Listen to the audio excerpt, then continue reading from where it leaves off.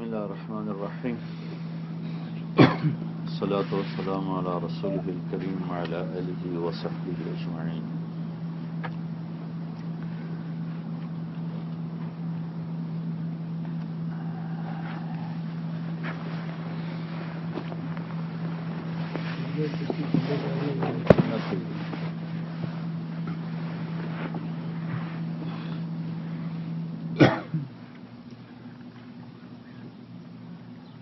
اللہ تعالیٰ نے بڑھاپے کا ریورس کوئی نہیں رکھا، آگے ہی جانا.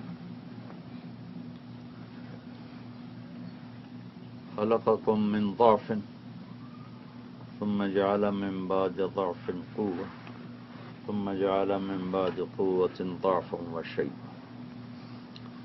کہ ابتدا بھی انسان بہت ایک بڑھاپے کی شکل ہوتی، نہ حرکت، نہ اٹھ سکتا ہے، نہ بیٹھ سکتا ہے. پھر درمیان میں ایک حصہ تھوڑا سا ملتا ہے، اس کے اندر قوت ہوتی ہے، طاقت ہوتی ہے، اور آگے پھر تھوڑے عرصے بعد پھر واپسی شروع ہو جاتی ہے.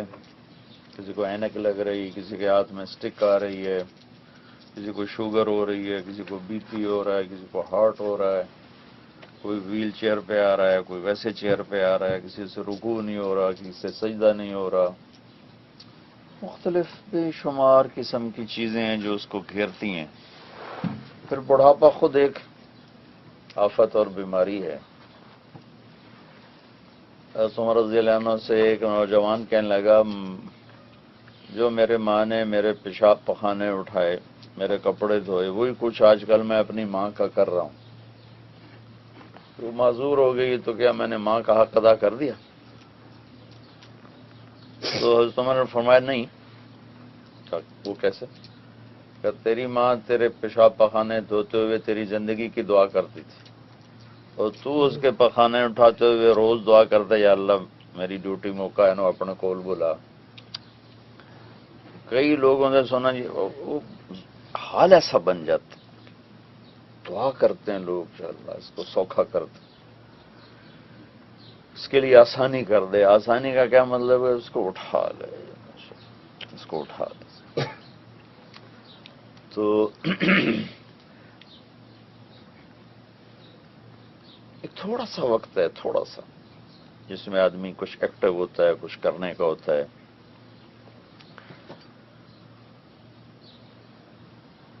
اب اگر وہ ایسی چیز پہ لگا دے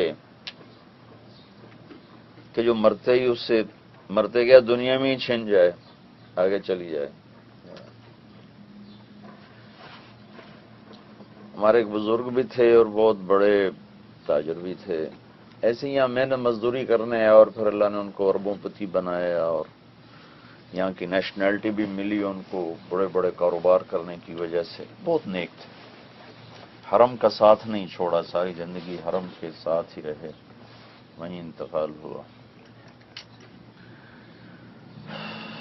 جب بھی میں آتا نا انہی کے پاس ٹھہرتا تھا. ایوب صاحب بھی ان کے ساتھ ایک دفعہ ہم ٹھہرے وہاں، تو بڑے جوش خروش سے اپنی ساری کہانی سناتے کہ میں فٹ پاتھ پہ بیٹھا تھے، رومال بچھایا تھے، گھڑیاں بیچیاں، اور ہر دفعہ ایسے سناتے جیسے پہلی دفعہ سنا رہے ہیں. وہ ہم بھی ان کے ادب میں بڑے توجہ کے سنتے. ہاں یہ بات ہے. ایشیا کی سب سے بڑی گولڈ فیکٹری لگائی، پھر ایشیا کی سب سے بڑی انہوں نے ٹیکسٹائل لگائی جدہ میں. ایسے پاکستان میں بہت بڑے بڑے ہیوج کام کیے، اور کبھی سود کا ایک پیسہ استعمال نہیں کیا، سارا ذاتی پیسے سے کی، کبھی بینکوں کے قریب نہیں گیا. آخری 5 سال بیڈ پر ہو گیا، یہ تنگ ہو گئی، جو وہ ریڑھ کی ہڈی میں جو ایک سوراخ ہوتا ہے بس وہ تنگ ہو گیا.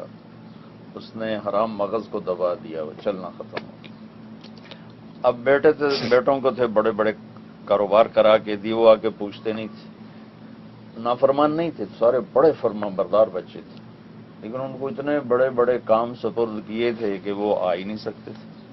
تو ایک نوکر رکھا ہوا تھا جو ان کی ساری خدمت کرتا. تو یا وہ حج پہ اکٹھے ہو جاتے تھے یا عید پہ، باقی سارا سال نظر نہیں آتے تھے۔ تو اس کا نوکر مجھ سے کہنے لگا کہ کئی دفعہ مجھے کہہ چکے ہیں میرا جی چاہتا ہے ساری جائیداد تیرے نام کر دو، سب کچھ تمہیں دے دو، میرا جی چاہتا ہے سب کچھ تمہیں دے دو۔ نافرمان نہیں تھی اولاد، قوم اتنے بڑے تھے کہ اس سے نکل ہی نہیں سکتے تھے۔ تو میں جب آیا ان سے ملنے تو ساری عجب حسرتیں ان کے چہرے پر تھی، اور مجھ سے انہوں نے بڑے دکھ سے کہا مولوی صاحب کوئی بخشش دا راہ دسو، جتھے تھوڑا کرنا سی اتھے بہتا کر لیا، جتھے بہتا کرنا سی اتھے تھوڑا کیتا۔ یہ 50 سال کی کامیاب تجارت کا یہ ایک جملہ نچوڑ تھا۔ مولانا کوئی بخشش کا راستہ بتائیں، جہاں کے لیے زیادہ کرنا تھا وہاں تھوڑا کیا ہے، اور جہاں تھوڑا کرنا تھا وہاں بہت زیادہ کر لیا۔ حالانکہ میں نے آپ سے عرض کیا کہ کبھی سود میں نہیں پھنسے، کبھی چیٹنگ نہیں کی، بہت فیئر کام کیا ساری زندگی۔ لیکن جب موت نظر آتی ہے نا تو ہر شے زیرو ہوتی نظر آتی، پھر واپسی کوئی نہیں، ریورسیبل کوئی نہیں۔ جو لوٹ آئیں تو کچھ کہنا نہیں، بس دیکھنا انہیں غور سے، جنہیں راستوں پہ پتہ چلا کہ یہ راستہ کوئی اور تھا۔ چلتے چلتے چلتے چلتے شام ہو جاتی ہے، اور شام کی سویر زندگی پہ تو آتی نہیں، دنیا میں تو آتی رہتی ہے، تو پھر ایک حسرت اٹھتی ہے اور اس کا علاج کوئی نہیں ہوتا۔ 98 میں امریکہ میں تھا تو میں نے بیان کیا، تو میں بیان کے آخر میں درخواست کرتا ہوں بھئی آؤ توبہ کریں، نئی زندگی شروع کریں، اللہ سے صلح کریں۔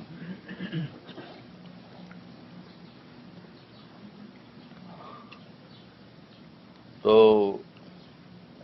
بیان کے بعد ایک شخص آ کر مجھے ایسے لپٹ کے تھوڑے مار کے رونے لگے، کوئی راؤنڈ اباؤٹ 60 ان کی عمر تھی، زور زور سے کہنے کہ توبہ تو کر رہا ہوں، جو پیچھے گزر گئی اسے واپس کیسے لاؤں؟ توبہ تو کر لی، جو گزر گئی اسے واپس کیسے لاؤں؟ تو ریورسیبل نہیں ہے، اب گئی۔ حسن بصری کا فرمان ہے یبن آدم انک ایام ان ذهب یوم ذهب بعض۔ اے انسان چند روز تیرے پاس سرمایہ ہے، چند روز کا سرمایہ ہے، جب ایک دن گزرتا ہے تو تیرے سرمایہ سے لے کے نکل جاتا ہے، یہ سرمایہ واپس بھی نہیں آتا۔ تو ریاضی کا جو قاعدہ ہے کہ بڑے سے بڑے عدد کو زیرو سے ضرب دو تو وہ زیرو ہو جاتا ہے، وہ 1 ضرب 0 ہو یا 1 ٹریلین ضرب 0 ہو، وہ زیرو ہو جاتا ہے۔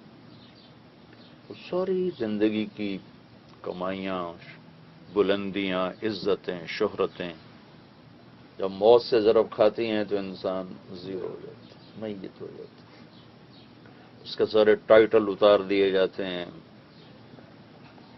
صرف میت کا لفظ استعمال ہوتا۔ ملک فہد کا انتقال ہوا تو میں یہیں تھا، تو حرم میں ان کی غائبانہ نماز جنازہ ہوئی عصر کے بعد، تو میں انتظار میں تھا کہ آج یہ کیا کہتے ہیں۔ ویسے تو الصلاۃ علی المیت روزانہ یہ اعلان ہوتا ہے، تو مجھے نا خیال تھا کہ آج ملک فہد رحمت اللہ علیہ بڑی خدمات ہیں ان کی حرم کے لیے، میں نے کہا دیکھو آج کیا کہیں گے، جلالت الملک خادم الحرمین الشریفین۔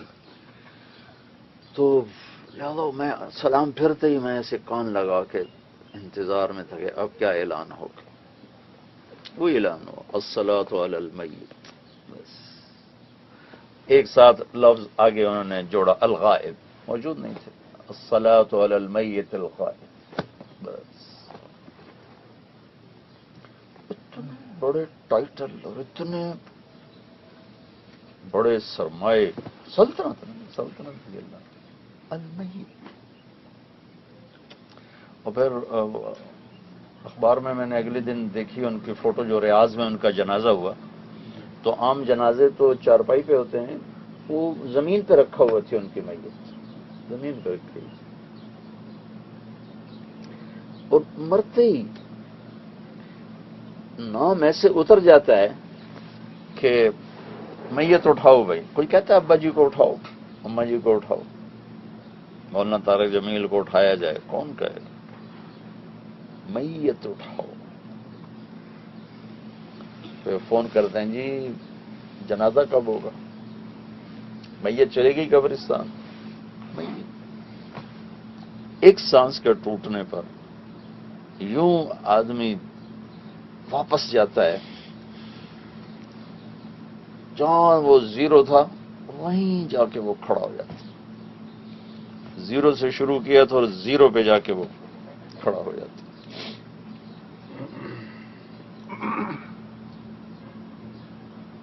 تو بھائیو، زندگی کا کوئی جیسے کوئی لاس ہو جائے نا، یہ بڑے کاروباری تو کتنا ان کو کسی کو ہارٹ اٹیک بھی ہو جاتا ہے، لاس ہو گیا، ریورسیبل چیز. نقصان ہو گیا، سودے میں نقصان ہو گیا، یا ہماری فصل کھڑی کھڑی بارش نے ختم کر دی، تو طبعاً فطری چیز ہے. کوئی یہ میں نہیں کہہ رہا ہوں کہ یہ ہونا نہیں چاہیے، تو یہ تو طبیعی چیز ہے. عمر رضی اللہ عنہ کو بخار چڑھا تھا تو وہ ہائے ہائے کر رہے تھے. تو ایک نے کہا آپ اتنے بڑے آج میرا ہائے ہائے کرتے ہیں. کہ بے وقوف، اللہ میری ہائے ہائے سننا چاہتا ہے تو مجھے بخار بھیجا. اب میں اس کو دلیر بن کے دکھاؤں؟ تو نقصان پہ ہائے ہونا تک طبیعی اور فطری چیز ہے، لیکن یہ نقصان وہ ہیں جن کا ازالہ ہو جاتا ہے. لیکن جو پل، جو کھڑی، جو گھنٹہ ہاتھوں سے نکل گیا، ضائع ہو گیا، اللہ کی نافرمانی میں گزر گیا، ریورسیبل نہیں. بہت بڑی دولت ہے کہ ہم زندہ ہیں، موت نہیں آئی. توبہ ہو سکتی ہے، صلح ہو سکتی ہے، زندگی کی ترتیب تبدیل کی جا سکتی ہے. صرف ترجیحات کو بدلنا ہے کہ اپنے ہر معاملے سے پہلے آخرت کو سامنے رکھے. تو اللہ تو نہیں ناراض ہو جائیں گے؟ مرتے وقت پشیمانی تو نہیں ہوگی؟ قبر میں جا کے کوئی مسئلہ تو نہیں اٹھے گا؟ کیونکہ آخرت کو ساتھ جوڑیں تو پوری پکچر بنتی. یہ دنیا ایک پزل ہے جس کا ایک بہت بڑا ٹکڑا آخرت ہے. اب آخرت کا ٹکڑا نکال دیں تو آپ اس پزل کو حل ہی نہیں کر سکتے.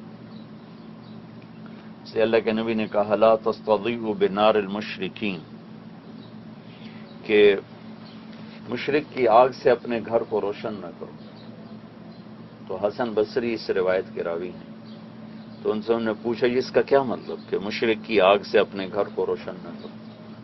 کہا کہ انہیں مشیر نہ بناؤ، کیونکہ اس کے سامنے پوری تصویر نہیں. اور مشورہ دینے والا تب صحیح مشورہ دے سکتا ہے جب اس کے سامنے پوری پکچر ہو. اس لیے ڈاکٹر کہتے ہیں نا یہ ٹیسٹ کراؤ، یہ ٹیسٹ کراؤ، یہ ٹیسٹ کراؤ. جب ساری چیزیں سامنے آ جاتی ہیں پھر وہ کہتے ہیں کہ آپ کو یہ تکلیف ہے، یہ میڈیسن.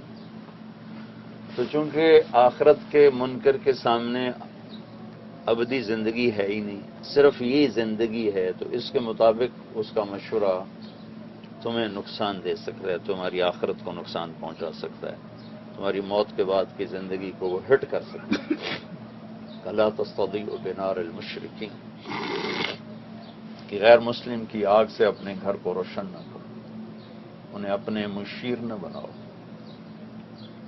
کہ ہمارے سامنے پوری زندگی وہ اللہ تعالیٰ نے چھپا دی. ہم سے پوری زندگی جو اصل ہے وہ چھپا دی اور ایک مختصر سے زندگی آگے کر دی. اور انبیاء کے ذریعے راستہ بتا دیا، یہ کرنا، یہ نہیں کرنا. تو ہمارے نبی آخری ہیں، ان کے بعد کوئی نہیں. تو ان کے وساطت سے ایک ذمہ داری ہمیں ملی ہے عالم کے لحاظ سے پوری انسانیت کے لحاظ سے، ایک ذمہ داری اپنی ذات کے لحاظ سے۔ جو پورے عالم کے لحاظ سے ذمہ داری ملی ہے وہ دعوت کی محنت ہے، جو ختم نبوت کی وجہ سے ملی ہے کہ ہم آخری نبی کی آخری امت ہیں، ہمارے نبی کے بعد نبی کوئی نہیں، تو ان کے پیغام کو آگے پہنچانا یہ ہماری ذمہ ہے۔ اور اللہ تعالیٰ نے اسباب و وسائل دے دیے، اس کو اپنے فرائض میں شامل کر لیں۔ جیسے کسی انسان پہ بڑھاپا آتا ہے اور پھر مرنا ہی اس کا اینڈ ہے، وہ جوانی نہیں آ سکتی، ایسی قوموں پہ بڑھاپا آتا ہے۔ جب وہ قومیں بوڑھی ہو جاتی ہیں تو پھر ان کا بھی زوال ہی ہوتا ہے، پھر کوئی اور قوم ان کی آ کی جگہ لیتی۔ آپ تاریخ اٹھا کر دیکھیں تو جو قومیں فاتح بنتی ہیں وہی مفتوح بنتی، جو آقا بنتے ہیں وہی غلام بنتے ہیں، پھر کوئی اور ان پہ آتا ہے، پھر کوئی اور ان پہ آتا ہے، کوئی اور ان پہ آتا ہے، کہ وہ یہ ایک سسٹم ہے کہ قوموں پر بھی بڑھاپا آتا ہے۔ تو اس وقت جو امت مسلمہ ہے نا، ان پر بڑھاپا ہے، شدید قسم کا بڑھاپا۔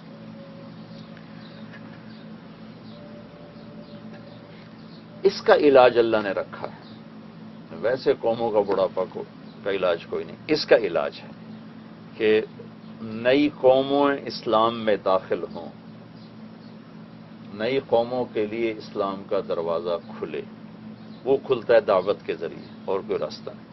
تو جیسے گیزر کا گرم پانی ٹھنڈے پانی سے گزرتا ہوا اسے گرم کرتا چلا جاتا ہے، ایسی نئی قومیں جب اسلام میں آتی ہیں تو وہ قدیم مسلمانوں کو بھی گرما دیتی۔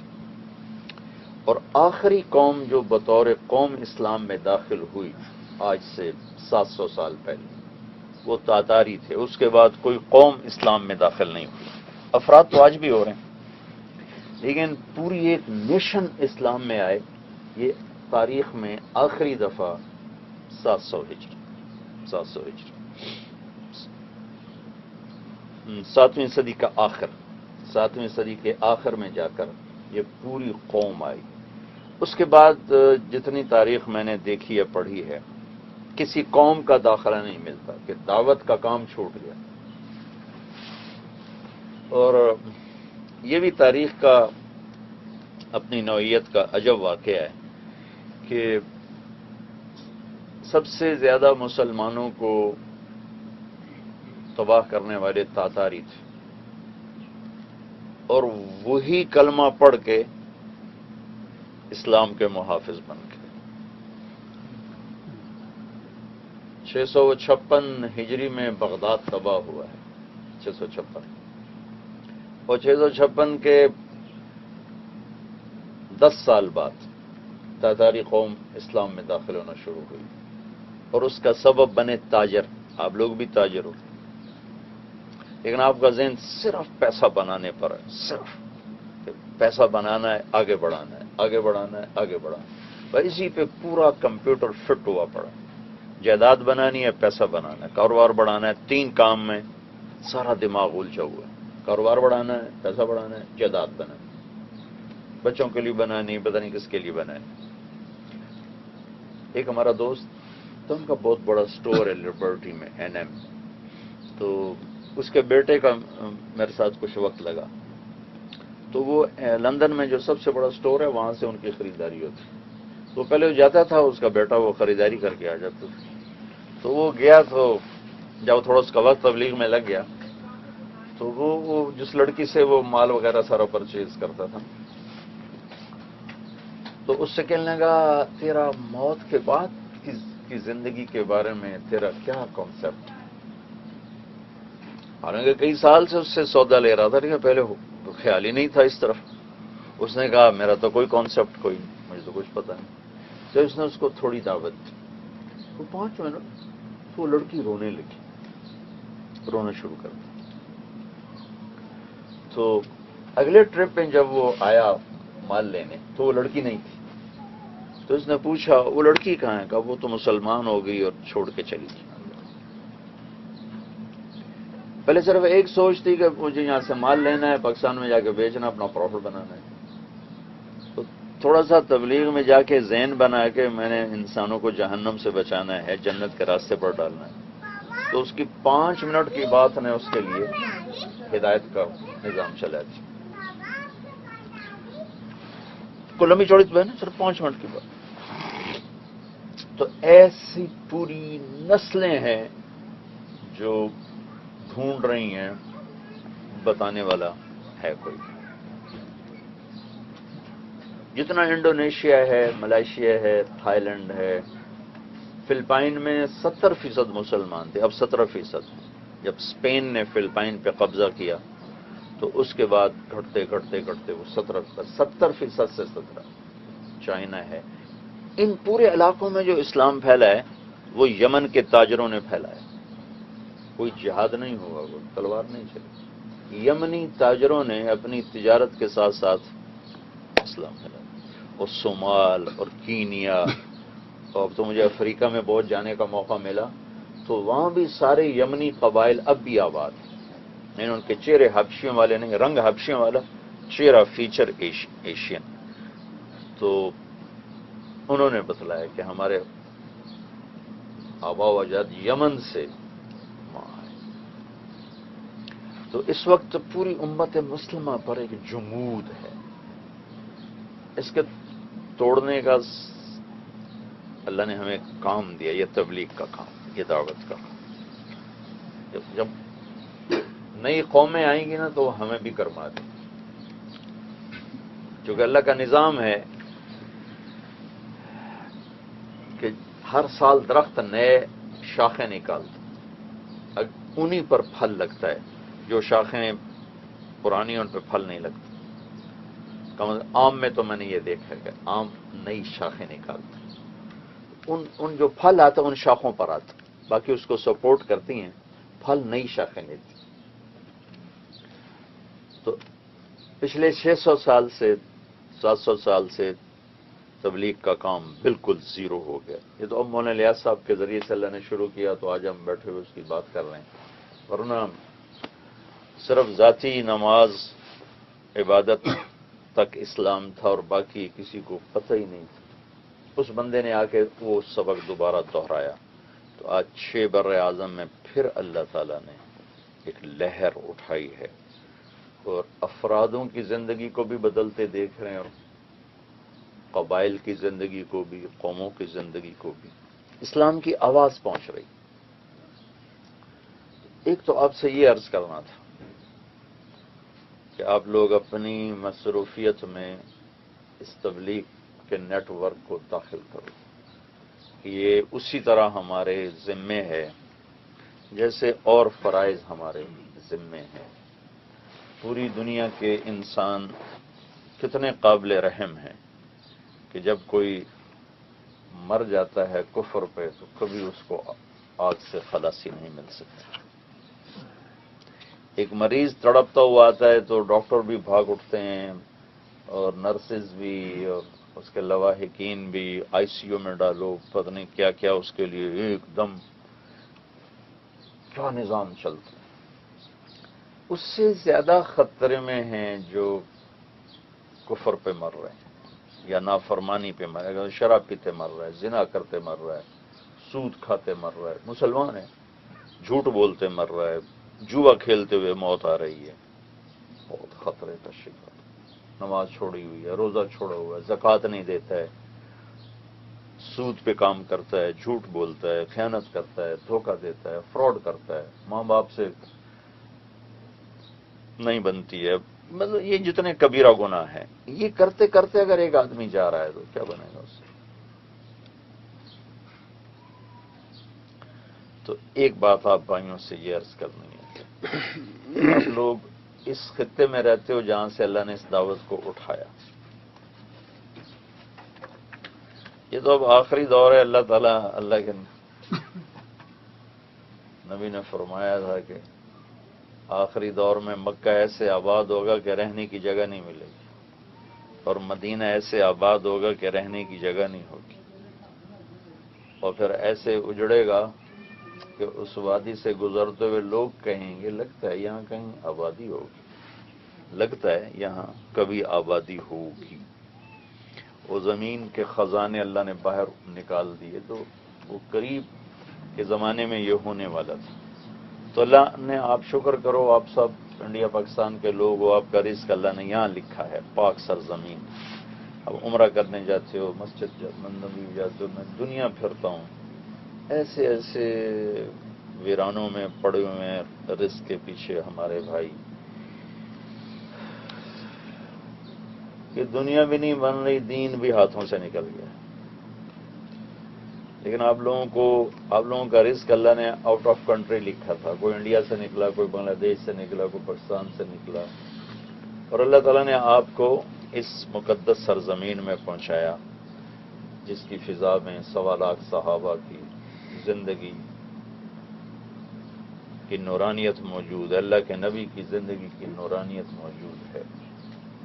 اس خطے کو اللہ نے شروع سے ہی، اب یہ عجیب ملک ہے، یہ دنیا کا واحد ملک ہے جو جزیرہ ہو کر، جزیرہ نما ہو کر، اور اتنا بڑا ہو کر دریا سے محروم ہے۔ یہ دنیا کا واحد ملک ہے جس میں دریا کوئی نہیں، واحد ملک ہے جس میں دریا کوئی نہیں۔ اور یہاں کا پہاڑی سلسلہ اس طرح کا ہے کہ یہ مونسون ہواؤں کو ریئیکٹ کرتا ہے، بارشیں کم ہوتی ہیں، کہ یہ ڈیزائننگ ایسی ہے کہ یہ ہواؤں کا رخ پھیر دیتے ہیں۔ تو اللہ نے یہاں بارشیں کم رکھی، صحرا بنائے، کالے پہاڑ بنائے، ایک دریا نے، اتنے بڑے ملک میں تو، اور جزیرہ نما، 3 طرف سے سمندر ہو جس ملک ہے، وہ پاکستان سے 10 گنا بڑا وہ دیش ہو، اور اس میں ایک چھوٹی سی نہر بھی نہ ہو۔ چھوٹے چھوٹے ملکوں میں دریا ہی دریا، نہریں ہی نہریں۔ افریقہ کے بے آباد چاڈ، کیمرون جیسے ملکوں میں گیا، دریا زبردست بہ رہے ہیں۔ اور یہ اتنا بڑا ملک ہو کر، 3 طرف سے سمندر ہو کر، بارش بھی کوئی نہیں، دریا بھی کوئی نہیں۔ اللہ تعالیٰ نے اس خطے کو بے آباد رکھا کہ یہاں جو بھی آئے اللہ رسول کی محبت میں، اور کوئی اس کے آنے کا سبب ہی نہ ہو۔ آج سے 50 سال پہلے جن لوگوں نے ہجرت کی ادھر، وہ کوئی روٹی کے لیے نہیں ہے، ان کا یار اتھے چلیے، اتھے چل مریں گے، جو بھی آتا بھائی اتھے چل مریں گے۔ یہ تو 1902 میں ملک عبدالعزیز رحمت اللہ علیہ نے یہ ریاض فتح کیا 40 آدمیوں کے ساتھ، اور 1924 میں پھر مکہ فتح کیا، اور 1925 میں مدینہ فتح کیا، اور 1933 میں سارا سعودی، جس کو عرب آج کہتے ہیں، یہ سارا فتح کر کے اس کو ایک نام دیا، المملکۃ العربیۃ السعودیہ۔ اور 1936 میں یہاں تیل کی تلاش شروع ہوئی۔ وہ ایک مکے میں بزرگ ملے، اب تو فوت ہو گیا، کہ جب ملک عبدالعزیز آتے نا مکے تو نماز خود پڑھاتے تھے، تو ملتزم کے ساتھ ایسے ٹیک لگا کر اور تلوار کے دستے پر یوں اپنا سر ماتھا ٹیک کر روتے رہتے تھے، تلوار پہ یوں ٹیک لگا کے بیٹھے ہوئے روتے رہتے۔ تو وہ کہنے لگے، فرمانے لگے کہ میں نے ایک دن امام حرم سے پوچھا کہ یہ ہمارا بادشاہ روتا کیوں ہے، سارا آگے بیٹھ جاتا اور رونا شروع کر دیتا۔ تو وہ کہنے کو امام صاحب نے میرا ہاتھ پکڑ لیا اور مجھے لے کر چلے گئے ملک کے پاس۔ انہوں نے کہا کہ بادشاہ، یہ بچہ پوچھتا ہے کہ آپ روتے کیوں؟ روتے ہی رہتے۔ تو عبدالعزیز رحمت اللہ علیہ ولی اللہ تھے وہ، اور یہ دنیا کا واحد بادشاہ ہے جس نے ریکارڈ بنایا، 5 بیٹے بادشاہ، آج تک ایسا دنیا کی تاریخ میں نہیں ہوا۔ اس سے پہلے عبد الملک بن مروان کا ریکارڈ تھا، اس کے 4 بیٹے بادشاہ بنے تھے، لیکن اس میں بیچ میں ایک فصل ہے، 2 پہلے 2 بعد میں، بیچ میں عمر بن عبدالعزیز، ولید، سلیمان، یزید، ہشام، اور بیچ میں عمر بن عبدالعزیز۔ تو وہ مسلسل نہیں تھے، لیکن تھے 4، ہارون رشید کے 3، اس کے 4۔ یہ ملک عبدالعزیز پہلے بادشاہ ہیں جن کے 5 بیٹے بغیر کسی رکاوٹ کے اوپر نیچے بادشاہ بنے۔ ان کی نیکی کا صلہ اللہ دے رہا ہے. تو عبدالعزیز کہنے لگے میں نے پورے عرب کو چوری سے پاک کر دیا. پورے عرب میں کوئی کھجور کی گٹھلی بھی نہیں اٹھاتا، لیکن اب انہیں روٹی کہاں سے کھلاؤں، میرے پاس تو کچھ نہیں. اس پر آ کے یہاں اللہ کے سامنے روتا ہوں کہ اب ان کو روٹی کہاں سے کھلاؤں. وہ قدیم عرب چوری ڈاکہ ان کا پیشہ تھا، بطور وہ پیشے کے کرتے تھے کہ معاش کا کوئی وسیلہ ہی نہیں کہاں سے. تو حاجیوں کو لوٹنا، قافلوں کو لوٹنا، آپس میں لوٹ مار، ایک دوسرے کو لوٹنا، جس کے پاس کچھ نظر آ جا کے دھاوا بول دی. تو فرمانے لگے میں نے سارے عرب کو پاک کر دیا ہے ظلموں سے، اور روٹی کہاں سے دوں. تو 1936 میں تیل کی تلاش شروع، اور 39 تک کچھ نہیں ملا. تو آرام کو پہلی کمپنی جو یہاں آئی تو انہوں نے ان کو واپسی کو آرڈر دے دیا کہ واپس آ جائے. تو اس وقت جو یہاں ان کا تھا انجینئر، اس نے کہا مجھے ایک موقع آخری دیا جائے، آخری موقع دیا. تو یہیں آپ کا یہ دمام داران، اس میں اس آخری جو پورا اللہ سمندر نکل کے دے دی، روٹی روٹی ہو گئی. تو آج سے 50 سال پہلے تک یہ جزیرۃ العرب ایسے ڈیزائن تھا کہ ادھر جو آئے نا اس کے آنے کا مقصد یا اللہ ہو یا اس کا رسول، تیسرا کوئی مقصد کوئی نہ ہو، کہ تیسری شاہی کوئی نہیں تھے. وہ ایک ہمارا ڈیرہ غازی خان کا نوجوان ہے وہاں مدینہ میں، تو وہ کوئی 60 سال سے رہ رہے ہیں. تو میں ویسے ہی مجھ سے بات کر رہا ہوں کہ تمہارے پاس تو وہ ہوگی کیا اس کہتے ہیں تعبیہ. میں تمہارے پاس تو تعبیہ ہوگا کہ نہیں جی وہ ہے کیا اقامہ. کہ کیوں؟ اس وقت تو وہ خود کہتے تھے اور بھائی لے لو تعبیہ. کہا جی وہ بزرگوں نے کہا تھا بھائی ہم اللہ کے نبی کی محبت میں آئے ہیں، مہاجر بن کے مریں گے، مقیم بن کے نہیں مریں گے. مہاجر بن کے مریں گے، مقیم بن کے نہیں مریں گے. سبحان اللہ. وہ کہنے کا پیدل آیا تھا ڈیرہ غازی خان سے مدینے سے. تو اس وقت جتنے لوگ دنیا سے ترکی سے چلے، سوڈان سے چلے، افریقہ سے چلے، بر صغیر سے چلے، جہاں سے بھی چلے، تو ان کے چلنے کا صرف ایک موضوع تھا. کوئی کہتا تھا مکے جا کے مر جاؤں، کوئی کہتا تھا مدینے جا کے مر جاؤں. چونکہ اور اس کے علاوہ کوئی شے ہی نہیں تھی. اب یہاں اللہ نے دنیا ڈال دی ہے، اب اللہ اس کا رسول پیچھے ہو گیا ہے. اب کوئی پیسہ بڑھ جاوے، کوئی مال بڑھ جاوے، کوئی تجارت بڑھ جاوے، کوئی کاروبار بڑھ جاوے، منع کوئی نہیں. کل سیروا فی الارض، جاؤ گھوم، فامشوا فی مناکبہا وکلوا من رزقہ، کہ جاؤ میری زمین ہے پھرو.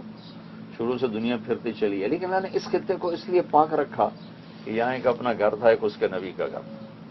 تو یہاں آنے والوں سے اللہ کے ڈیمانڈ تھی کہ بھائی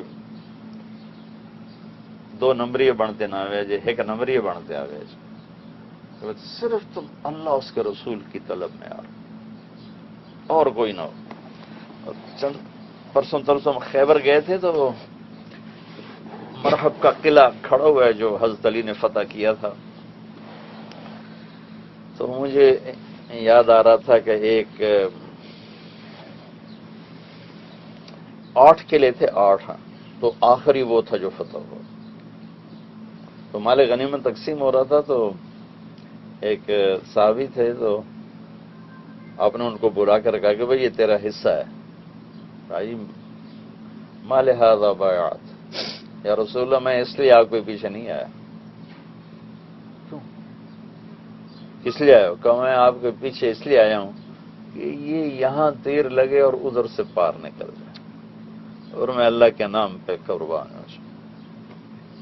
مجھے نہیں چاہیے مال غنیمت، میں نہیں لیتا. تو آپ نے کہا اگر تو سچا ہے تو اللہ تجھے سچ کر دکھائے. جو 8 دن وہ جنگ چلتی رہی تھی، تو اگلے ہی دن وہ شہید ہوئے.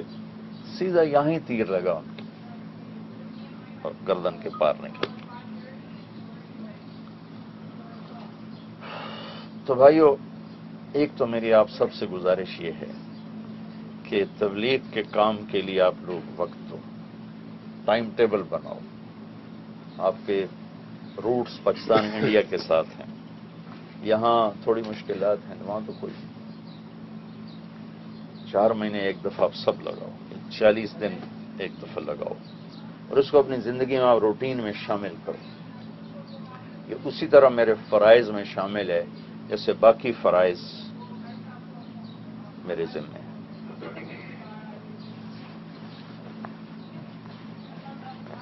لوگ منتظر ہیں. ہمارا جو تھوڑا سا جب کوئی دیندار ہو جاتا ہے نا تو اسے دین سے دور لوگوں سے نفرت ہو جاتی ہے، اور لاشعوری طور پر انہیں وہ گھٹیا سمجھتے.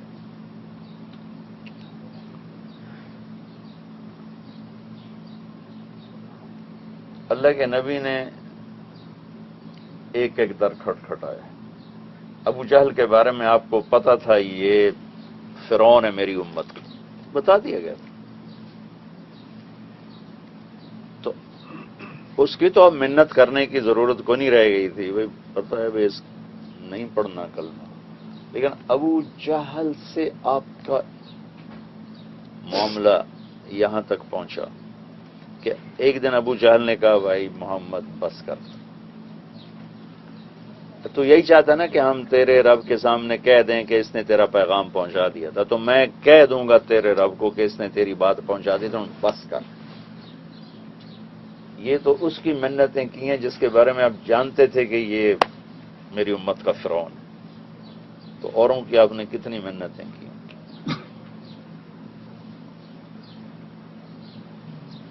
بعض لوگ کہتے ہیں نا جی ہمارے ذمہ کوئی منوانا تھوڑا ہے، بتانا ہے، یہ بتا دیا بس کافی ہو گیا. جو اندر کا جو درد ہوتا ہے نا، جو کڑھن ہوتی ہے، وہ مطلوب ہے. صرف پیغام پہنچانا. کوئی آپ کی دکان یا عتیق کی دکان پر گاہک آ کے چلا جائے تو ان کے پیٹ درد شروع ہو جاتا ہے، واپس کیوں گیا. کسی نہ کسی طرح کوئی سودا لے کے جائے. بلکہ وہ ٹریننگ دیتے ہیں کہ بھائی کوئی گاہک یہاں سے خالی ہاتھ نہ نکلے. اگر وہ چیز جو آپ مانگ رہے وہ نہیں تو اس کو اس طرح ڈیل کرو کہ وہ دوسری لینے پہ تیار ہو جائے. یہ سمت کا فرائض. 6 ارب انسان ہیں جن کو پتہ ہی نہیں ہمارا بنانے والا کون ہے، اور 1 ارب مسلمان ہیں جو حیوانوں کی زندگی گزارتے، جو اللہ کو مان کر اس کی نہیں مانتے، آخرت کو مان کر اس کی طلب کوئی نہیں ہے، جنت کو مان کر اس کا شوق کوئی نہیں، جہنم کو مان کر اس کا خوف کوئی نہیں. لا الہ الا اللہ زبان سے کہہ کر اللہ کی عظمت سے دل خالی ہے. محمد رسول اللہ زبان سے کہہ کر ان کی عظمت اور محبت سے دل خالی. یہ آپ سب بھائیوں کی خدمت میں گزارش ہے، اس بات کو سنجیدگی سے لیں. بہت بڑا سرمایہ ہے کسی کے دروازے پر جا کر اسے اللہ کی نسبت سے کہنا بھائی آؤ اللہ کی ماننے والے بن جائیں. بہت بڑا سرمایہ. اور میں اللہ کے نبی پہ قربان جاؤں، اس نے اس کے لیے خود عمل کی شرط ہی نہیں لگائی. پہلے خود عمل کرو پھر کسی کو کہو.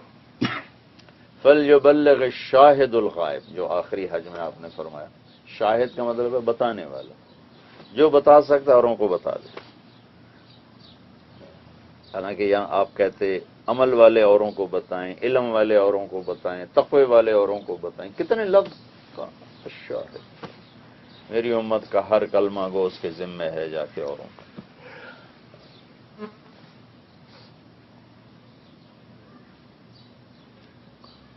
تو بھائیو، ایک آپ بھائیوں کی خدمت میں گزارش ہے کہ دعوت کے کام کے لیے وقت دو. یہ آپ کا ترہ امتیاز ہے، ہمارا امتیازی نشان ہے.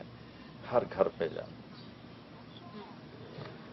میں وینا ملک سے ملا نا تو مجھے سہیل احمد کا فون آیا. سہیل احمد بڑا مشہور آرٹسٹ ہے پاکستان کا. اس کا ایک پروگرام حسب حال بہت ہٹ ہوا ہے پاکستان میں، ویسے ڈراموں میں بھی وہ بہت پاپولر تھا. تو اس کا فون آیا کہ مول صاحب ہمیں اچھا نہیں لگا آپ کا وینا ملک کو ملنا. تو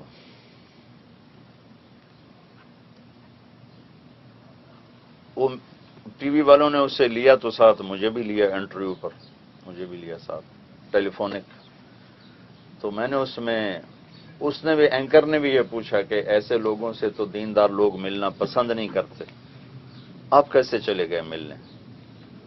تو میں نے اس کا جواب دیا تھا کہ ہمیں شریعت نے گناہ سے نفرت کا حکم دیا، گناہ گار سے نہیں۔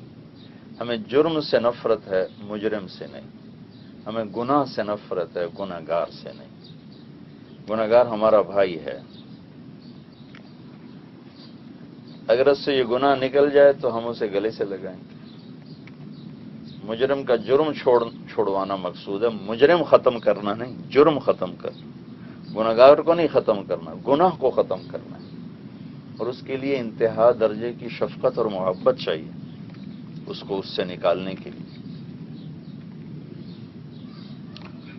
یہ تھوڑا سا میں نے بیان کیا۔ تو پھر وہ کہنے لگا مول صاحب میں اندر اندر بہت ناراض تھا آپ پہ، لیکن آپ کی بات سن کر نا مجھے جواب مل گیا، میری بات کا جواب مل گیا کہ واقعی ہمیں تو گناہ سے نفرت کرنی چاہیے، گناہ گار سے تو نہیں کرنی چاہیے، اور ہمیں جرم سے نفرت کرنی چاہیے، مجرم سے تو نہیں کرنی چاہیے۔ تو آ جاؤ، ادھر آ جائیں، آگے آ جائیں، راستے میں نہ بیٹھو۔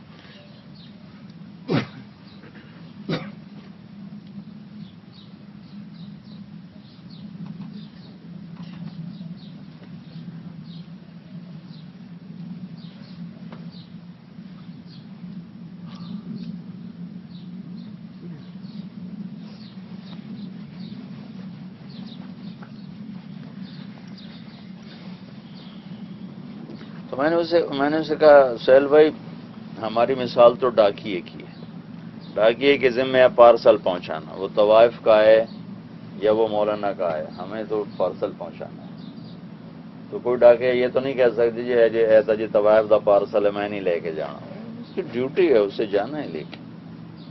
میں کہ تو ہماری ڈیوٹی ہے، ہم نے جانا ہے۔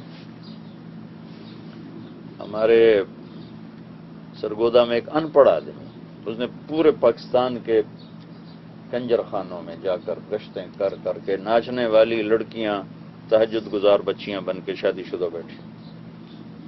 ابھی چند دن پہلے مجھ سے ملا تو اس نے سنایا کہ میں اپنی دکان پہ بیٹھا تھا تو ایک آدمی ہے بڑا لمبا چوڑا قد اور بڑی خوبصورت داڑھی، تو کہنے لگا میں تم سے ملنے آیا ہوں، تم نے میری زندگی بدلی، میں تو تمہیں جانتا ہی نہیں، میں نے تمہاری زندگی کیسے بدلی؟ کہا میں سندھ کا سب سے بڑا ڈاکو ہوں، اغوا کرنا، ڈاکے ڈالنا، قتل کرنا یہ میرا کام تھا، اور ملتان میں ایک طوائف تھی وہ میری معشوقہ تھی، اس پہ آ کے میں خرچ کرتا تھا۔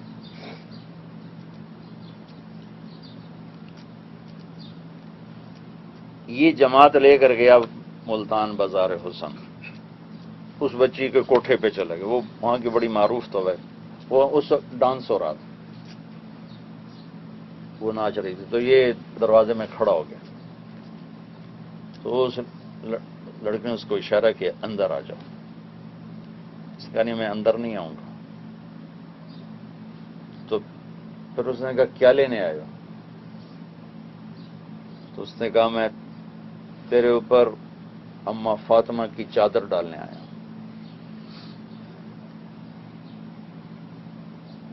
تو ایک جملہ تھا یا کرنٹ تھا، وہ بچی ناچتے ناچتے گر گئی، اور اس نے اپنے گھنگرو کھولے اور دیوار پہ مارے یوں زور سے، اور رونا شروع کر دیا، چیخنا شروع کر دیا۔ تو اس نے چادر جا کر اس کو پر سے ڈال دی، اس بچی نے توبہ کر لی۔ یہ ڈاکو حسب معمول آیا اپنی رات گزارنے، جو مال لاتا تھا اس کو دیتا، آگے اس نے ملنے سے انکار کر دیا۔ اس نے کہا یہ کیا ہو گیا، میں ملوں گا ضرور، مجھ سے بات کرے۔ تو پردے میں آ کے کھڑی ہوئی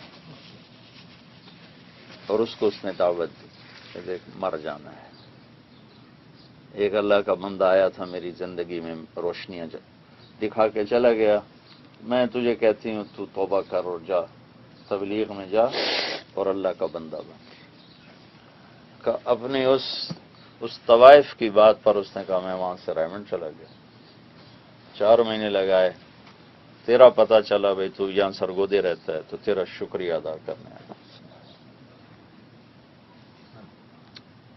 تو آپ بھائیوں سے میں یہ گزارش کرنا چاہتا ہوں، اس تبلیغ کے کام میں وقت دیا کرو۔ میں پوری بصیرت کے ساتھ یہ کہہ رہا ہوں، عقیدت کے ساتھ نہیں، کہ صحابہ کا دور، تابعین کا دور، تبع تابعین کا دور، یہ 3 دور کا تو خواب ہی دیکھا جا سکتا ہے، پہنچا نہیں جا سکتا۔ ان 3 دور کے بعد اتنا بڑا دین کا کام آج تک نہیں ہوا، اتنی بڑی محنت آج تک نہیں ہوئی۔ آپ اس میں وقت دیں، آپ کو فائدہ ہوگا، یہ آپ کا سرمایہ ہے۔ میرے والد صاحب کا صرف ایک چلہ لگا تھا، ایک چلہ، اور تھوڑی بہت پھر وہ ایسے جماعتوں میں جاتے تھے، زیادہ ٹائم نہیں۔ تو جب ان کا انتقال ہوا تو میں نے ان سے، مجھے وہ خواب میں مل گئے کوئی تیسرے دن ہی، تو میں نے ان سے پوچھا کہ آپ کے ساتھ کیا ہوا؟ تو کہنے لگے میری بخشش ہوگی۔ میں نے پوچھا حشر کن کے ساتھ ہوا؟ کہنے لگے مقربین کے ساتھ ہوا۔ میں نے پوچھا کس عمل نے سب سے زیادہ نفع دیا؟ ان صرف ایک 40 دن تبلیغ میں لگے، کہنے لگے اسی تبلیغ کے کام نے، اسی تبلیغ کے کام نے، اسی تبلیغ کے کام نے مجھے سب سے زیادہ نفع دی۔ 3 دفعہ اس کو دہرایا،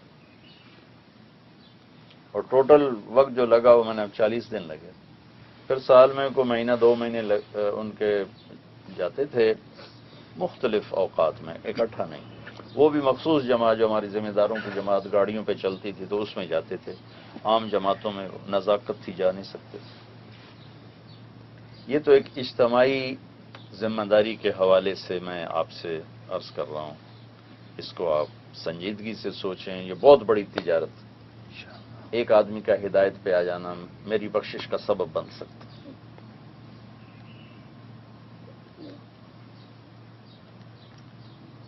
دوسری چیز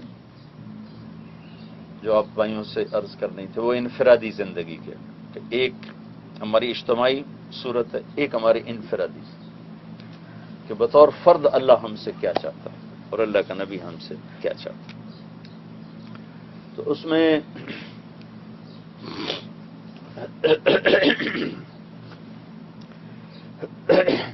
پہلی چیز جو اللہ تعالیٰ کا ہم سے مطالبہ ہے وہ ہے اللہ اس کے رسول کی ایسی محبت جو ہر چیز پر حاوی ہو جائے۔ لن یؤمن احدکم حتی اکون احب الیہ من ولدہ ووالدہ والناس اجمعین، کہ جب تک میری محبت کو تم اپنے اوپر، اولاد پر، ماں باپ پر، اپنی دنیا پر غالب نہیں کرو گے تمہارا ایمان مکمل نہیں ہے۔ یہ بطور فرد ہم سے ڈیمانڈ کہ اللہ اس کے رسول سے محبت یہ ساری چیزوں پر غالب آ جائے۔ اس کو اللہ تعالیٰ نے لا الہ الا اللہ میں اور محمد رسول اللہ میں اس کا ہم سے مطالبہ کیا۔ لا الہ الا اللہ یہ اندر کی چیز ہے، محمد رسول اللہ باہر کی چیز ہے۔ لا الہ الا اللہ جڑ کی طرح ہے، محمد رسول اللہ درخت کی طرح ہے۔ لا الہ الا اللہ بیج کی طرح ہے، محمد رسول اللہ درخت کی طرح ہے۔ لا الہ الا اللہ دکھانا مشکل ہے، محمد الرسول اللہ چھپانا مشکل ہے۔ لا الہ الا اللہ ہم کسی کو دکھا نہیں سکتے، اور محمد الرسول اللہ ہم کسی سے چھپا نہیں سکتے، کہ وہ ایک ہمارا برانڈ ہے۔ برانڈ تو چھپ نہیں سکتے، چھپے تو قیمت ہی ختم ہوتی۔ اگر آپ کسی برانڈڈ چیز کے اوپر سے اس کا وہ مہر اتار دو تو پھر تو کوڑیاں دبھائے ہوگی، ساری قیمت تو اس ٹھپے کی ہے۔ تو محمد رسول اللہ ایک ٹھپا ہے، لا الہ الا اللہ پاسپورٹ ہے، اور محمد رسول اللہ ویزا ہے۔ پاسپورٹ کے بغیر ٹریولنگ نہیں ہو سکتی، اور ویزے کے بغیر انٹری نہیں ہو سکتی۔ تو آپ کسی سفارش سے ٹریولنگ کر لیں بغیر ویزے کے تو آگے آپ کو روک لیں گے، کوئی ڈاڈے ہوئے تو جیل میں ڈال دیں گے، نرم ہوئے تو اسی جہاز پہ واپس بھیج دیں گے۔ تو یہ بطور فرد ہم سے مطالبہ ہے کہ ہم برانڈڈ لوگ ہیں. لا الہ الا اللہ میٹیریل ہے اور محمد رسول اللہ اس پر مہر ہے. اس کی گل احمد کا ٹھپا لگ جائے اور 30 روپے میٹر والا کپڑا 300 روپے میٹر ہو جاتا. اور فیصلہ آباد میں کتنے لوگ ٹھپے لگا کے بیچ رہے ہیں. تو جب دنیا میں نکلی چیز بک جاتی ہے تو اللہ تو زیادہ مہربان ہے. میں کہا کرتا ہوں اپنے بیان میں کہ دیکھو بھائی، کم از کم پاکستان، انڈیا، بنگلہ دیش میں تو ہے کہ نقل مار کے لوگ پاس ہو جاتے. ساری دنیا میں ایسا ہے، نقل مار کے لوگ پاس ہو جاتے. تو ہم بھی اپنے نبی کی نقل مار لیں. پاس کرنے والا ویسے ہی بڑا مہربان ہے، بڑا کریم ہے.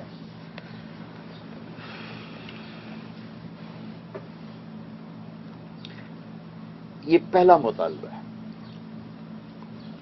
کہ اللہ اس کے رسول کو اپنی زندگی کی ہر ترتیب میں آگے رکھو، اپنے آپ کو پیچھے رکھو. لا الہ الا اللہ کا مطالبہ. محمد رسول اللہ کا مطالبہ ہے کہ تمہاری زندگی کے ہر شعبے میں محمدیت نظر آئے. وہ اجاگر ہو، چونکہ وہ ہے ہی ظاہر کرنے کے لیے، وہ چھپائی جا سکتی نہیں. اس کا ظاہر ہونا ہی اس کی زندگی ہے اور وہی ہماری پہچان ہے. ہماری تجارت، ڈیلنگ، کاروبار، شادی، معاشرت، گھر، لباس، زندگی کی ہر شے سے ٹپک رہا ہو محمدی پناہ کے، محمدیت.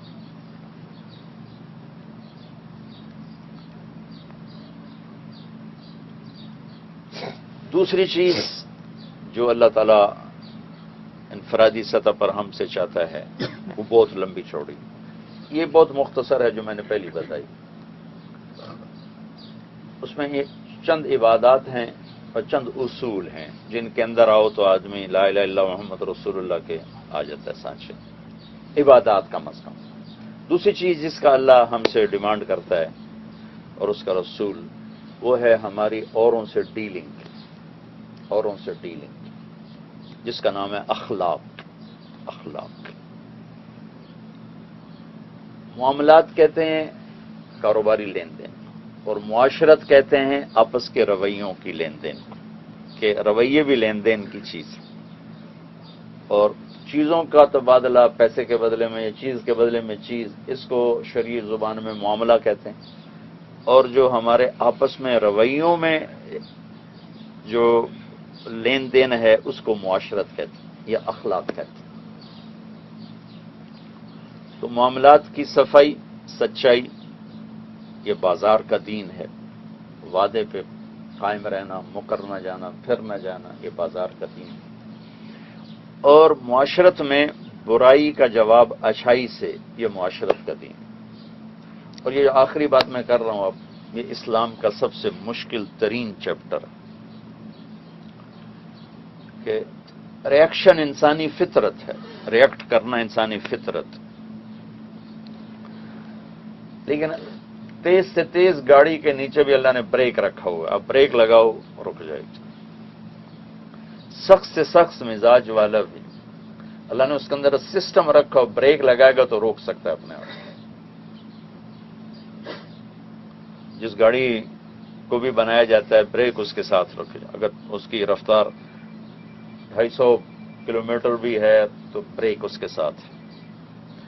تو اللہ تعالیٰ نے جو معاشرہ بنتا ہے، معاشرہ اسلامی معاشرہ، وہ برائی کا جواب اچھائی سے دینے سے بنتا. برے کو برا بن کے دکھانا اسلامی معاشرہ نہیں ہے، برے کو اچھا بن کے دکھانا اسلامی معاشرہ ہے.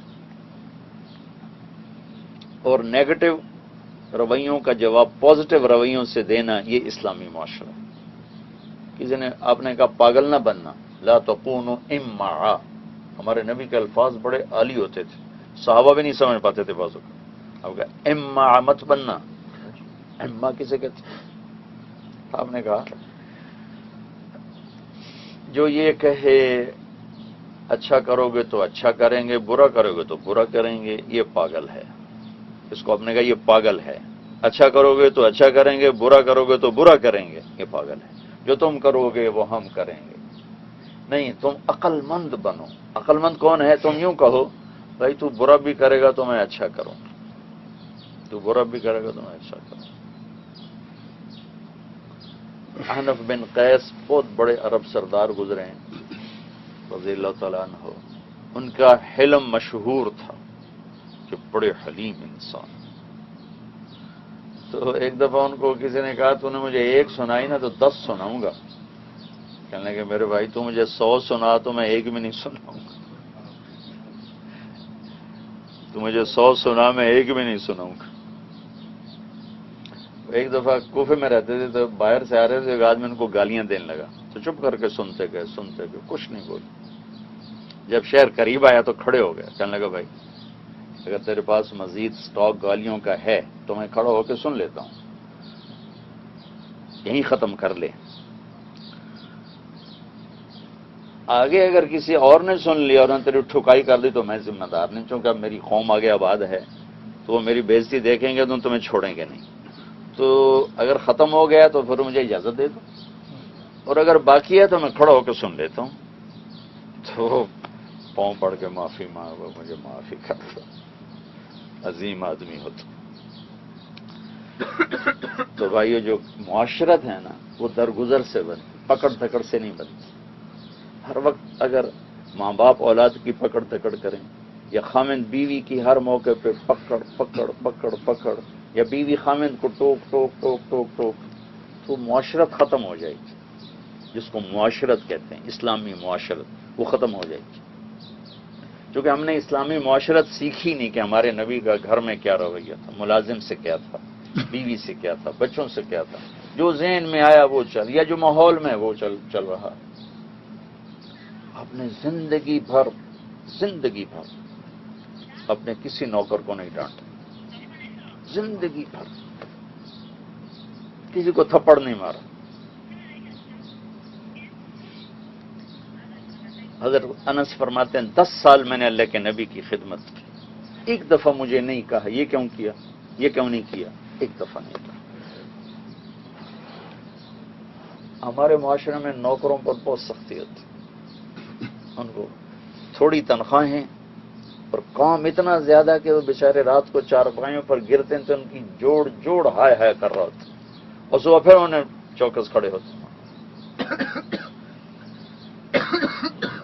2-3 ہزار ریال کیا چیز ہے تمہاری سعودیہ، اور کام ان سے کتنا سخت لیا جاتا ہے، اور کتنا ان پہ جبر کیا جاتا ہے، کوئی ان کی چھٹی نہیں ہے، کوئی ان کی خوشی نہیں ہے، کوئی ان کا غم نہیں ہے۔ خوشیاں بھی مالداروں کی ہیں، غم بھی مالداروں کی، انہیں خوشی میں بھی حاضر ہونا ہے، غم میں بھی حاضر۔ ان کی اپنی خوشی ہو تو کوئی چھپا ہے، ہمارے تو کوئی جانا تو جاؤ، پھر چھٹی کر جاؤ، پھر مت آنا، پھر ہماری طرف سے تم فارغ ہو۔ کبھی میرے نبی نے، یہ میں گھر کی زندگی بتا رہا ہوں، جو کہ ایوب صاحب کی بچی کی شادی ہے تو اس کے حوالے سے یہ تھوڑی سی چیزیں میں بتا رہا ہوں کہ یہ ڈسکس نہیں ہوتی، بتائی نہیں جاتی، کہ ایک گھر میں بیوی ہے، خامند ہے، ماں ہے، باپ ہے، بچے ہیں، نوکر ہے، ملازم ہے، ان میں ایک انسان کیسے چلے؟ اگر وہ اپنے مزاج سے چل رہا ہے تو توڑ بیٹھے گا اپنا گھر، کبھی بیوی، کبھی بچے، کبھی ماں باپ، کبھی نوکر، وہ رگڑ میں آتے رہیں گے، چونکہ اس کو پتہ ہی نہیں گاڑی کیسے چلانی ہے، کبھی ادھر مارے گا کبھی ادھر مارے گا۔ تو کاروبار میں چلنا اسے آ گیا ہے کہ مجھے کیسے چلنا ہے، گاہک سے ڈیل کرنا آ گیا مجھے کیسے کرنا، لیکن بیوی سے کیسے ڈیل کرنی ہے، بچوں سے کیسے کرنی ہے، نوکر سے کیسے کرنی ہے، اگر ماں باپ زندہ ہیں ان سے کیسے ڈیل کرنی ہے، یہ نہیں سیکھا۔ یہ چیپٹر سیرت کا ہم بھی اپنے نبی کے معجزے بیان کر کے زندہ باد کے نعرے لگا دیتے ہیں۔ میرے نبی کا سب سے بڑا معجزہ آپ کے اخلاق تھے، عظیم۔ اللہ کو تعریف کرنی پڑی، اپنے نماز بڑی اچھی پڑھی، لیکن اللہ نے آپ کی نماز کی تعریف نہیں کی، بلکہ الٹا روکا کہ اتنی لمبی نہ پڑھا کر، درمیانے درجے کی پڑھو۔ آپ نے تبلیغ بڑی عالی شان کی، اللہ نے تعریف کرنے کی وجہ روکا کہ اتنا زیادہ نہ کیا کر، فلا تذهب نفسك عليهم حسرات ما انزلنا اليك القرآن لتشقى، ایسے نماز نہ پڑھ کے تیرے پاؤں پھٹ جائیں، درمیانی پڑھ. ایسی تبلیغ نہ کر کے تیرا سینہ پھٹ جائے، درمیانی کر. ایک دفعہ اٹھا کے کرتا بھی دے دیا، نماز پڑھانے کے لیے کرتا ہی نہیں تھا، تو ایک انصاری عورت سے کپڑا مانگا، اس نے دے اس کو نماز پڑھائی. تو اللہ نے اس پر کہا لا تبسطھا کل البسط، اتنا بھی خرچ نہ کر کے خود تنگی کا شکار ہو جائے. تو یہ بڑے بڑے کام ہیں، لیکن اللہ نے بجائے شاباش دینے کے کہ بھائی تھوڑا ہولا ہاتھ رکھ، ہولا ہاتھ رکھ، ہولا ہاتھ رکھ. لیکن جب ہمارے نبی نے اخلاق کی پرواز دکھائی تو اللہ نے شاباش دی، انک لعلی خلق عظیم. میرے نبی شاباش، آپ کے اخلاق بڑے عالی شان، بڑے عالی شان. کسی عمل پر ایسے کھل کے اللہ تعالیٰ نے داد نہیں دی جیسے اخلاق پہ داد دی. انک لعلی خلق عظیم، آپ کا رب آپ کو شاباش. اور پھر قسم اٹھائی پہلے، نون والقلم وما یسطرون، مجھے قسم ہے قلم اور اس کی تحریر.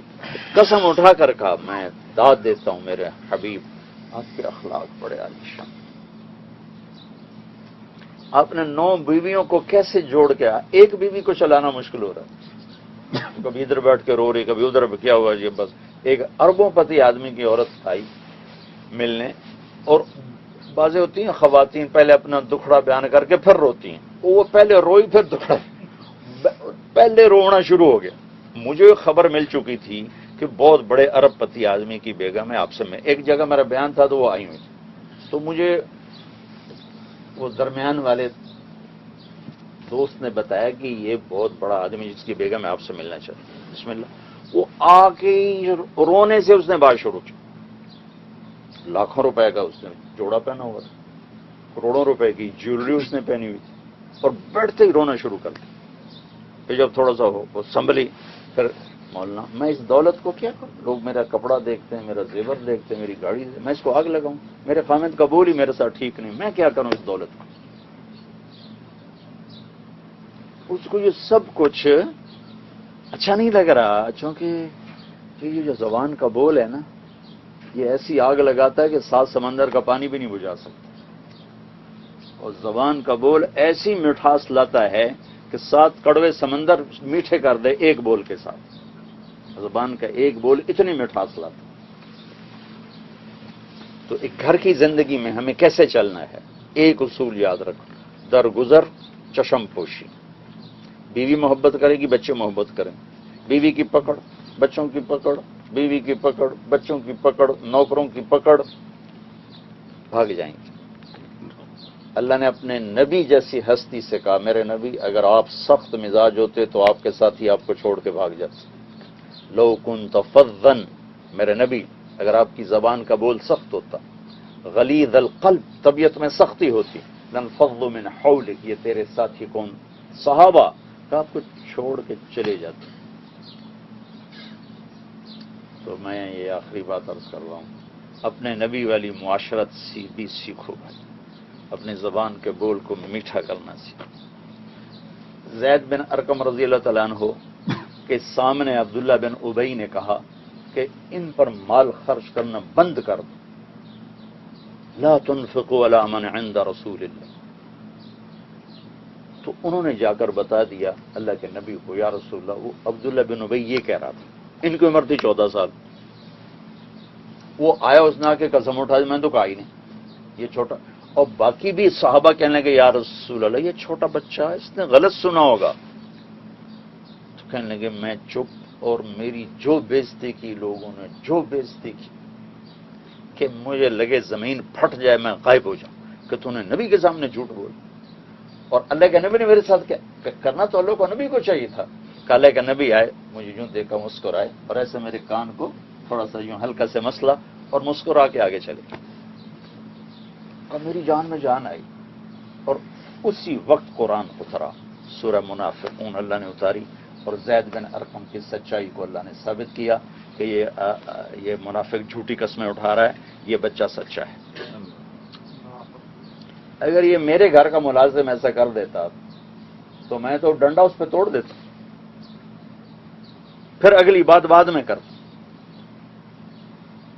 میرے نبی نے درگزر زندگی کا اصول بتایا ہے. درگزر سب آپ سے جڑ جائیں گے. نبی بچوں کو ہدایت نہ دے سکے. میں اپنے بچوں کا، میں اپنی بیگم سے کہا تھا میں نے کہا دیکھو بچوں سے نہ امید رکھنا نہ آس رکھنا، تمہاری خدمت کریں گے پھر خوشی ہوگی، نہیں کریں گے تو دکھ نہیں ہوگا۔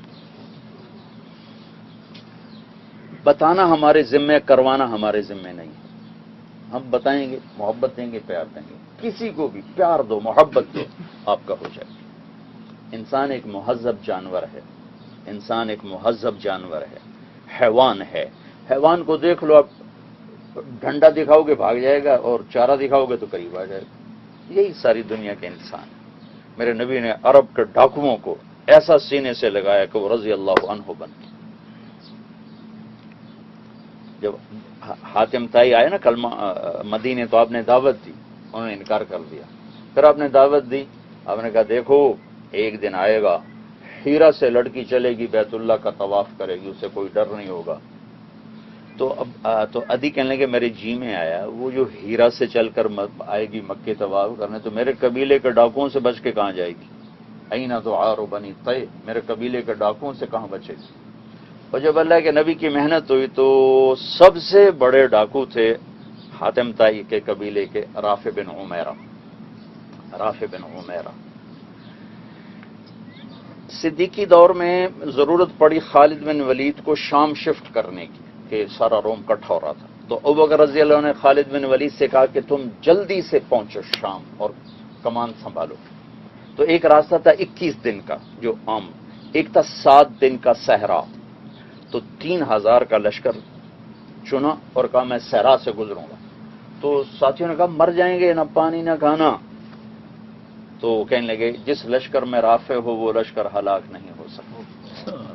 چند دن پہلے وہ کون تھا؟ عرب کا سب سے بڑا ڈاکو۔ اور چند دنوں کے بعد وہ کون تھا؟ کہ خالد جیسا آدمی کہہ رہا ہے جس لشکر میں رافع ہو وہ لشکر ہلاک نہیں ہو سکتا۔ یہ میری آخری گزارش ہے، اپنے گھروں کو مزین کرو اچھے اخلاق، درگزر اور زبان کے میٹھے بول کے ساتھ۔ درگزر کرنا سیکھو تو آپ کا گھر خوشیوں کا گہوارہ بنے گا۔ اگر آپ کی پکڑ دھکڑ کی طبیعت بن گئی تو پھر نہ آپ بیوی کے ہیں، نہ بچوں کے ہیں، نہ نوکروں کے ہیں، پھر آپ اپنی ذات کے ہیں۔ یہ ہمارا ماحول نہیں ہے۔ چونکہ عورت کمزور ہے تو عام طور پہ مرد کی طرف سے عورت پہ شدت آتی ہے، پھر ماں باپ ہونے کے ناطے بچوں کی پکڑ دھکڑ انہیں بھگا دیتی ہے۔ قریب کرنے کا راستہ ہے محبت، تو ہدایت اللہ کے ہاتھ میں۔ تو بھائی یہ چند گزارشات ہیں، اس پر غور کرو، اپنے ملازمین پر بھی ترس کھاؤ، رحم کھاؤ، انہیں آرام کا موقع دو۔ عمر بن عبدالعزیز کے پاس ایک آدمی بیٹھا تھا، رات کا وقت تھا، تو پانی کی ضرورت پڑی تو وہ اٹھنے لگے، تو ان کے ساتھی نے کہا حضرت وہ غلام سویا، اس کو اٹھائیں۔ سارا دن کام کر کے بیچارہ تھکا ہوا سویا ہے، میں اپنے پانی کے لیے اسے کیوں اٹھاؤں گا، میں خود جا کے پی لوں گا، میں تو جاگ رہا ہوں، وہ تو سویا ہوا ہے۔ یہ ترس آج کے مالکوں میں نہیں ہے نوکروں پر۔ وہ تھوڑا اونچ نیچ ہو جائے تو وہ بےزتی کرتے ہیں کہ زمین آسمان کانپ اٹھتا ہے۔ میں جا رہا تھا گاڑی میں ایک تاجر کے ساتھ فیصل آباد، تو سارا کاروبار تو ادھار پر ہے، تو کوئی وہ تھا ادائیگی کا معاملہ تھا، تو پیمنٹ نہیں آئی، تو اس نے 3-4 ماں بہن کی گالیاں نکالی بڑی بڑی۔ تو جب وہ فون اس نے بند کیا تو میں نے کہا کیا مسئلہ تھا؟ کہ جو آج اس کی پیمنٹ تھی اس نے نہیں دی۔ میں نے کہا کتنی تھی؟ یہ کوئی 25 سال پرانی بات۔ کہنے لگا 3 لاکھ۔ 3 لاکھ تو کافی رقم تھی۔ میں نے کہا ملک صاحب 3 لاکھ کا نہ ملنا اتنا بڑا نقصان نہیں تیرا، جتنا یہ جو تم نے 2-4 ماں بہن کی گالیاں دی ہیں نا، جتنا بڑا یہ تیرا نقصان ہوا ہے نا، یہ 3 لاکھ تو شاید تیرے واسطے 13 لاکھ کی شاید بہت بڑی پارٹی۔ میں نے کہا تو دس تیرے واسطے 13 لاکھ کوئی شے ہے؟ تو کھلوتے کھلوتے خرچ کر دینا۔ اے جڑی تو ماں بہن دی گال کڈی، تیرا اگلا پچھلا سارا کھاتا اس نے برابر کر چڑے۔ میں نے کہا بے وقوف، یا ادھار دینا بند کر یا گالی دینا بند کر۔ تو بھائیو ہمارا عام طور پہ معاملہ بہت سخت ہوتا ہے، ملازموں کے ساتھ، نوکروں کے ساتھ، گھر کی عورتیں کام کرنے والی بچیوں پر اتنی سختی اور زیادتیاں کرتی ہیں کہ کوئی ادھر بیٹھ کے بیچاری رو رہی ہوتی ہے، کوئی ادھر بیٹھ کے رو رہی ہوتی ہے۔ تو میں آپ سب سے یہ گزارش کروں گا کہ میرے نبی کی ایک معاشرت ہے، اس کو بھی سیکھو۔ اللہ کے نبی نے ہمیشہ درگزر سے کام لیا، درگزر سیکھو، ٹھیک ہے؟ چلو نماز ادھر ہی پڑھنے یہ ٹھیک، ہم تو پڑھ کے آئے تھے۔ اچھا اثر آپ کو ہاں جی۔ جی ساتھی جماعت کر لینا یا تھا یہ ہے پڑھو بھائی، دے دو نا۔ باہر پڑھ لیں کہاں پہ نہیں